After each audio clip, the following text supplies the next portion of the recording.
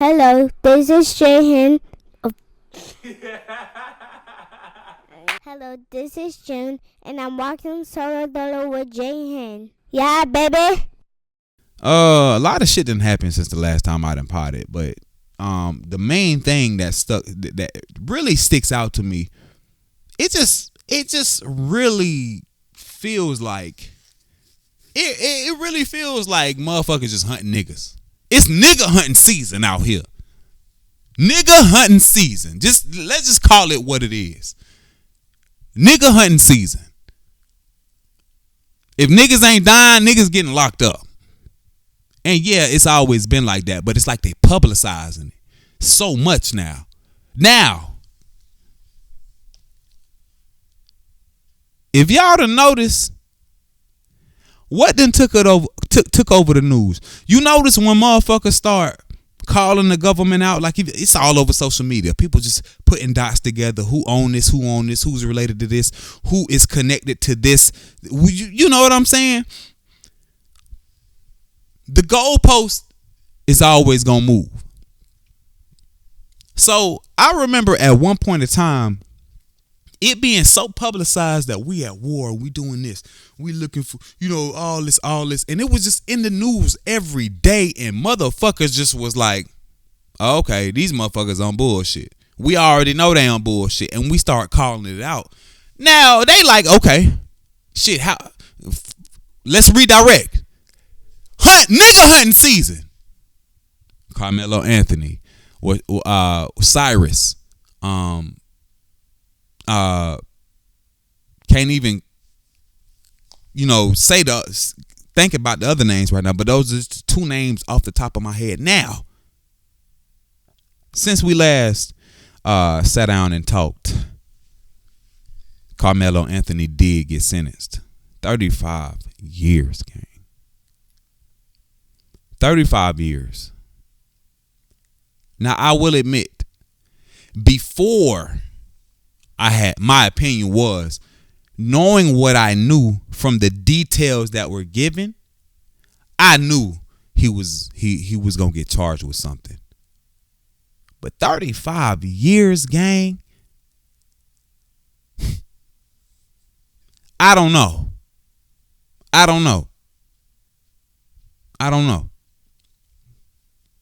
35 years.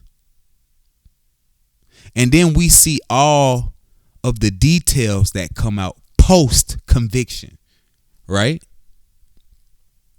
They show the videos of some whatever. I don't know what kind of videos of it. I don't know what it was. All these shit's always so fucking grainy. You can't never see nothing. But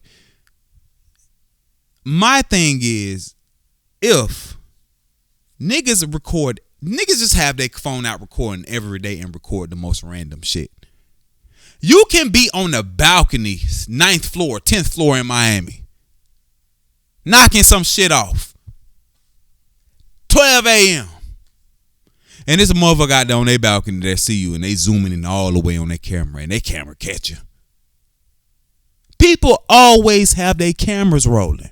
Now, I know that was an extreme case. I know that's an extreme case. But for real, like, on some, like, why haven't we seen any video or nothing of this, the altercation? I know for a fact that somebody recorded it. And all we get is this overhead view. I don't know if this was a school camera. I don't know. This is all I saw on the internet. And it shows, the boy Austin Metcalf going with 4 people. And, they, what I'm saying? We see him with the people. And they obviously going over there to the tent. But that's all we see. We don't see the altercation. We don't see anything. And it's coming out that, the judge and the family are close and all that shit. And it's just, bro, this is what I'm saying. I know what we know. We know what we know about the case. We ain't even got to talk about the case. The one thing that I thought about, and I wrote this shit down, so y'all, just so I can, really get through this shit and really, you know what I'm saying? These are some of the questions that I asked myself. It's 3 specific ones, right? How did it make me feel as a parent? How did it make me feel as a black person? And how did it make me feel as a black man? When shit happens, I don't think we ever go, yeah, we talk about it, but do you really think about how this shit makes you feel? Yeah, you might feel some type of anger, some type of resentment, but do you really sit down and think about how this shit makes you feel in all different aspects of your life, in every I don't know, characteristic of life? I don't know, y'all forgive me, but in every asset of your life, how does this make you feel? And I am a parent to black boys. How does this make you feel as a parent raising black boys, knowing that we know, it's alleged, because we never saw a video, but it's alleged that he got jumped. Now, let's hold it right there. What I don't like from my black community, right? This is what I don't like. And I was a victim of this as well. We equate fighting to being tough. Everybody wasn't raised to fight, bro. Everybody was not raised to fight. If you telling somebody multiple times, hey, bro, leave me alone. Come on, bro. You know what I'm saying? Everybody wasn't raised that way. And y'all compute being tough to fighting and being, you know what I'm saying? So, why he got to pull out his knife? First of all, it wasn't a knife. They said it was some type of a Boy Scout gadget, like them little gadgets. You know what I'm saying? It wasn't like a pocket knife, or, you know what I'm saying? They said it was a Boy Scout gadget. So my thing is, people asking, okay, and again, I give people grace because it was based off the details that we were given. These details post conviction, now we like, oh shit, they done railroaded little bro. Let me get back to the I know y'all know I go off on tangents. The point is, as a parent, bro, you want to raise tough, especially boys. You want your kids to be tough. And again, we always compute tough to being able to defend yourself, fight, whatever the case may be, right? But y'all, can we think about this from a different? Why should we have to be like? Yes, you should be able to defend yourself. I'm not saying, because we live in a society that maybe you might, especially growing up, you gonna get into some shit and you gonna have to defend yourself one day. Now, as an adult, them things come few and far in between, depending on your situation. Them things come few and far in between where you really gonna have to come and defend yourself as an adult. A lot of you niggas, if y'all had to defend yourself, and women too, men, y'all wouldn't be able to, just off some shit where y'all not used to it. So we talking about, why he, why he can't just fight him, and that's not even, fuck that. Why should he even have to, bro? Why should he even have to? It's a fucking tent, gang. It is a tent. I don't know. I'm just this it's just me. It's just me. But you grow up and not grow up, but you have your boys, and you want your boys to be able to defend yourself. And again, hey, don't let nobody put their hands on you. That's what you tell. Hey, don't let nobody put their goddamn hands on you, man. Defend yourself. Fight back. Don't let nobody. You want to raise somebody who will speak up for themselves. But what happens when it goes too far? That's the shit I'm thinking about. I want you to be able to defend yourself, but we live in a world where obviously black people can't defend themselves.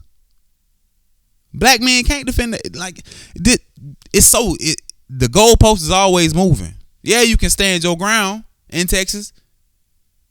But if a motherfucker come in and got me in the headlock and, you know what I'm saying, what you want me to do? I'm 5'8", 135, 160, whatever he was. This motherfucker 6-something, 250, 225. What you want me to do? Fight back. Fight back. We done all seen the nigga get carried out the club by security guards and tossed out of that shit. The toughest niggas you know done had a night in the club and got their ass yoked up by a 6'5", 300-pound security guard and got their ass tossed out the club.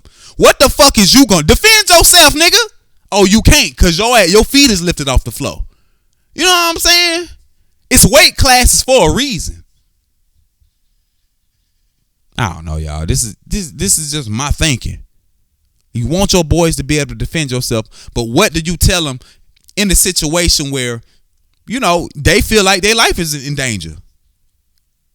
You know, and then you got to think about the situation. There's people around, you know, it's the embarrassment. It's all this stuff, and you asking a teenager to make a split-second decision on whether to defend myself. I don't know, bro. I don't know. Or let a motherfucker beat me up. It just, I don't know. What do you tell your black boys? Defend yourself at all costs. Even though it might cost you 35 years in prison.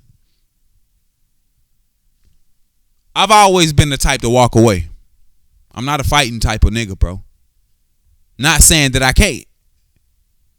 But I'm not a fighting type of nigga. In order for me to want to fight somebody, you have to really have done something to me. To somebody that I really mess with. I'm really more of a defender. I ain't no fighter. I'm a fight for other people, not for myself. That's dumb as hell, but you know, fake superhero ass nigga, fake Captain America ass nigga. But when it come to me, I've avoided a bunch of fights by just like, fuck, I'm out of here. Freshman year of high school, I remember. I believe it was within the first 2 weeks of school, and I was dating this girl. I ain't gonna say no names, but I was dating this girl in the 9th grade. And I was in the bus loop. We had just got off the bus. We about to go inside the school. And something happens. I don't know if he bumped her, he pushed. I don't know what the fuck happened. But she said something to him. He said something to her. And come on, bro, as the boyfriend or whatever, you damn near gotta, you damn near gotta just step in there, gang. So I'm on some shit where I'm like, hey, bro, you know, I don't remember what I said. I don't remember what the altercation was, but y'all gotta understand the type of area that I went to school in. Andrew Jackson High School in Jacksonville, Florida is in between, like, bro,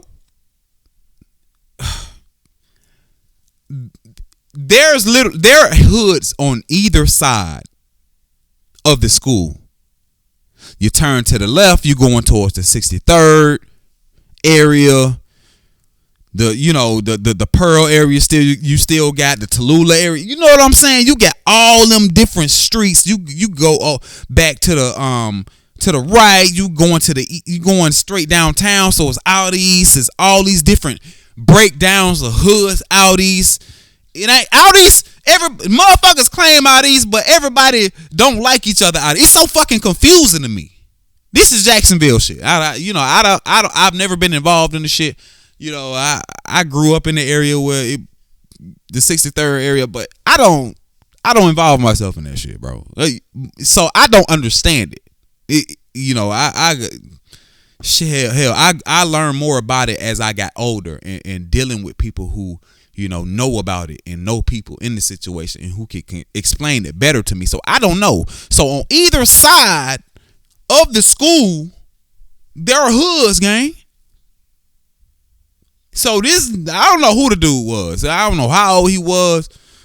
all you can go if all you can go off was looks and how ready he was to fight and how unready I was to fight at the time, nigga. Because first of all, it's 7:00 in the morning. The school started at 7:15, so it had to be at least 7:00. We rode the bus that morning, bro. It's nigga. I did not get off the bus in the morning, and I'm not, bro. I know y'all probably looking at me like this nigga is a bitch. No, I am not a bitch. I am not a bitch. Niggas not trying to fight niggas though. For what? Why am I trying to fight niggas? The only time I fight a motherfucker is if I'm backed into a corner, motherfucker like, hey, nigga, you better fight me or I'ma kill you. You know what I'm saying? Other than that, hey man, go on about your business, bro. I'm cool. Cause I don't know, once you get into a fight, you don't know what's gonna happen. You don't know what the fuck gonna happen. But you'll kill somebody and be in jail.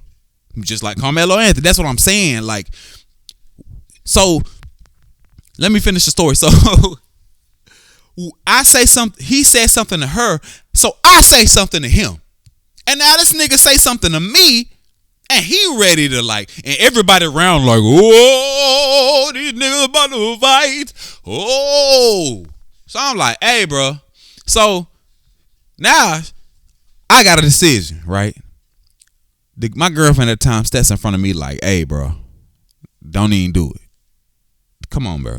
Come on. So I got a decision. Do I want to get in this fight? And mind you, at the time, it's football season. It's my freshman year of school. I'm on JV. Y'all, we got our first game that Thursday or Friday. We playing Bowles High School that Thursday or that Friday. So do I want to go ahead and fight this nigga and risk not being able to play and getting kicked off the team for fighting? Or do I want to just go ahead and take heed to what this bitch saying? Because I'm stepping in trying to, I don't know what happened. I don't know what happened. I don't know what transpired before her saying something to him. I don't know whether she was bumped, pushed. I don't know. But you know what I'm saying? So do I take heed and be like, okay, do I just turn around and walk away? Or do I fight this nigga? Do I let my pride and my ego take over because this nigga done challenged me because I done stepped to him? Everybody around, do I do something or do I walk away? Y'all know what the fuck I did. Well, I told you I ain't trying to fight you niggas. Fuck that. Walk away. So I walked away. So now, if it would have came to a point where I had to defend myself, yes, I would have fought. If this nigga would have just popped the fuck off on me, yeah, we fighting. But it was like a decision, like, hey, you sure you want to do this, nigga? No, I'm not. I'm not sure, and I'ma just walk away. Fuck that. I'ma just take all my chips. I'ma keep my little whatever, and I'ma just walk away. And those are the things that we have to consider when we get into situations like that. Now, there are people saying that they ain't let him walk away. They was on his ass. It was 4 of them, but when the story that we were told, it was only one person. You know what I'm saying? So if there are, nigga, you can walk away. You make a decision every day, bro.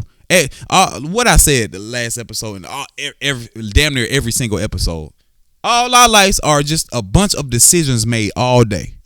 Do I do this? Do I do this? Do I get up? What time am I gonna get up and use the bathroom? Oh, what? You know what I'm saying? Am I gonna wash my hands? All our whole life is made up of decisions, bro.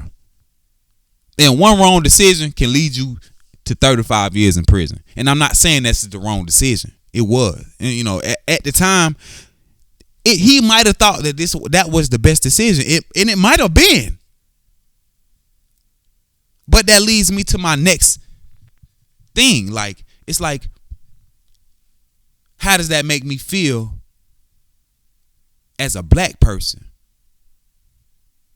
Because I feel like if these things happen, now there was a story in Texas where something did happen, and I think the same place something happened to somebody of the opposite hue, the white, you know what I'm saying? A white guy was messing around and killed somebody in the bathroom, a Hispanic guy or a black guy, I don't know, and he got off.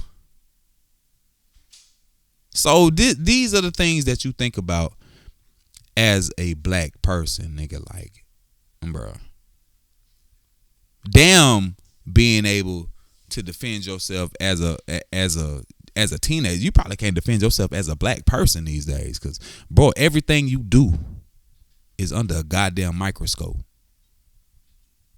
I always wonder, and I ain't, I was always the type growing up. I hated to check in, nigga. Yeah, I hated that shit, nigga. You tell me to call you when you get somewhere, I'm damn near gonna forget. I just didn't like it. I hated it. But as a parent, I get it.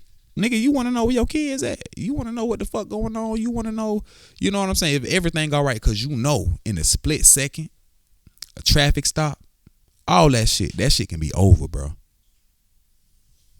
Depending on who you with, what you got going on, all that shit can be over in one instance. So these are the things that you think about as a black person. Like, goddamn.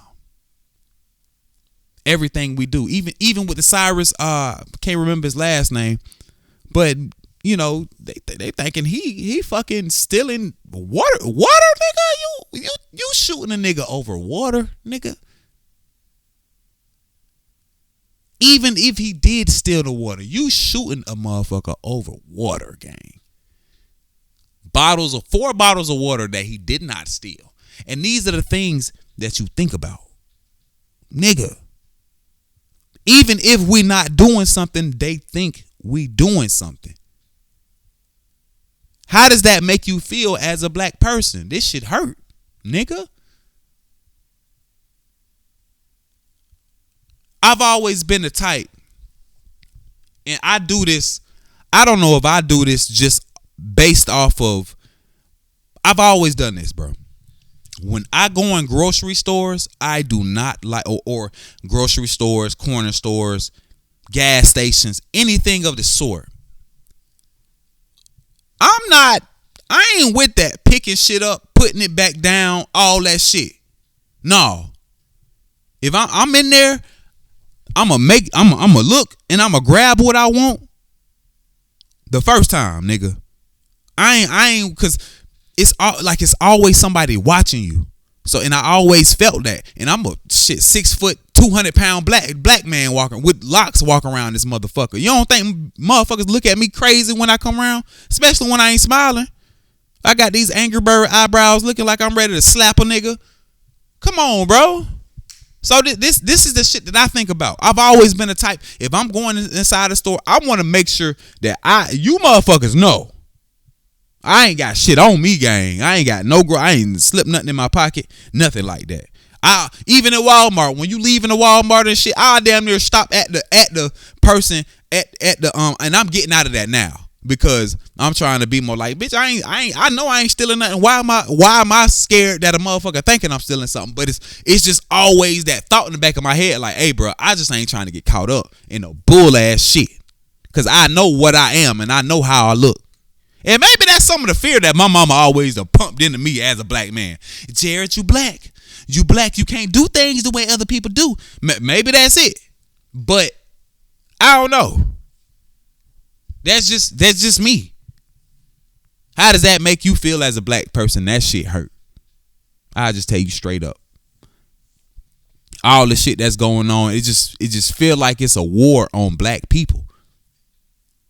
Now we got them little small wins, Chud the Builder, whatever the fuck he had going on, a couple other whites out there, but it's just the shit that's publicized is mainly, I just feel like it's just trying to incite some shit, bro. I don't know if it's a race war, some type of I don't know. I don't know. It just feels to me like it's like, okay, we trying to rile these niggas up so some shit can happen. And bro, nigga, ain't y'all need to be worried about what the fuck is going on overseas in the war y'all got going on. Y'all trying to have a war overseas and in y'all own country. I just don't get it. And people like to say this shit don't be racial. And you have situations like this every day that show you this shit is racial, gang. It's racial. You know better, you do better. This shit is racial. So I don't know. I don't know what. how many more? Because I used to be the same way, man. I grew up around white people, nigga. I played baseball in San Mateo. San Mateo and goddamn what's the north side called? Ocean Way, nigga. You don't know a whole lot of niggas that stay in Ocean Way in Jacksonville. It ain't a whole lot of niggas over there, bro. I played baseball with white people growing up, so I was conditioned to white people. I ain't never had an issue with a white person. But as I've grown, I've seen the reality of the world. And I ain't gonna lie, the shit make you look at motherfuckers a little sideways. All white people ain't bad, bro, but it make you look at a motherfucker sideways because you know the history. You know that you are a target. It's, again, especially as a black man, and that leads me to my next thing. How does that make you feel as a black man, nigga? The same as how it makes you feel as a black person. But as a black man, I feel for my boy Karmelo. I feel for Cyrus' family. Because, again, you always under a fucking microscope, gang. Always. This shit ain't no a situation where he actively sought out to kill somebody to get 35 years. He didn't actively seek out to kill nobody. Motherfucker don't just go to a track meet and just think, oh yeah, I'm about to kill a cracker today. Come on, bro. Come on. No, that shit don't happen. But I feel for him, bro. Cause how many situations have we been in as black men to where, again, you got lucky. You skated. You know you was on some bullshit. But you skated and got lucky. Come on, dog. So I already know, bro, like this man is 18. He about to spend the next 17 and a half because he got to do half his bid. So he's going to be older than me. I'm 33. He's going to be older than me when they consider him for bail. Now they are appealing this shit, and hopefully this shit, with everything that's been, said, the extra details that we didn't know about, hopefully this thing goes how we want it to go and how it should have went the first time. But if we know the system, we know if the same system that allowed damn near all white jury. I mean, you shit, hell, and you can add the foreigners that was on there because they want white approval. So all white jury. I don't even know the other, because it was like 5 white people and like however many foreigners on there. I don't know, however many people of different, just not white, others. We'll call them foreigners. I ain't gonna call them foreigners. I'll call them others. But we all know, nigga, they need white approval anyway. So let's just call them white. So an all white fucking jury, basically, the same system that gave him an all-white jury is the same system that's going to do his retrial. Now, hopefully, his prosecution going to be a little smarter than the ones previously gathered. And it seems like they already got, I don't know his name. I saw who they got. But hopefully this shit go good, bro. But as a black man, this shit is scary, bro. It reminds you, nigga, that my boy, you still a nigga. Hey. I want to read something to y'all.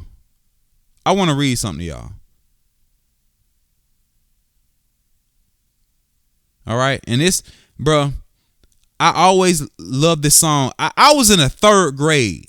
My parents bought me a CD player. They bought me a CD player, and on that, they bought me Trick Daddy CD. This is 2001. Okay. I remember distinctly this being one of my first, that in the Missy Elliott album with the Get Your Freak On. Yeah. It got Takeaway. It got what else it had on there? It had a few bops on there. But This one particular song sticks with me. I always liked the song, but I didn't understand it as a jit. Of course, you listen to songs, and of course you don't understand none of the shit that you listen to. You just like the beat, you like how it go, you know the words, but you don't know what you're saying. This song, Trick Daddy. Now, this is the second verse. I don't know who this is. Is it Trick Daddy? It's Trick Daddy. I don't know the dude name. I'm gonna look him up. All right, but it's the second verse. All right. Now I'm gonna read this shit to you, and this shit sticks with me to this day. And every situation that happens in the news and everything they publicize, it comes back to this verse. You got only $2 and give less than the fuck, then you a nigga. Got a nice home and a Lexus truck, you a nigga. World champions and you MVP, you a nigga. For degrees and the PhD, you still a nigga. To use your platinum card, you need 4 IDs, then you's a nigga. If your skin brown and it's just like me, then you a nigga. Got a promotion and a fat ass raise, you still a nigga. You from the islands, your peoples was enslaved, and you a nigga. No matter how much you get paid, you still a nigga. Shot by the cops at a traffic stop, cause you still a nigga. That's why I hold a toast to two. I sell by Coastal International. They catching you with satellites in deep space. Okay, let me stop. Okay, but still, that's what I'm saying. It don't fucking matter if you LeBron James. It don't fucking matter if you Jaylen Brown. You still a nigga.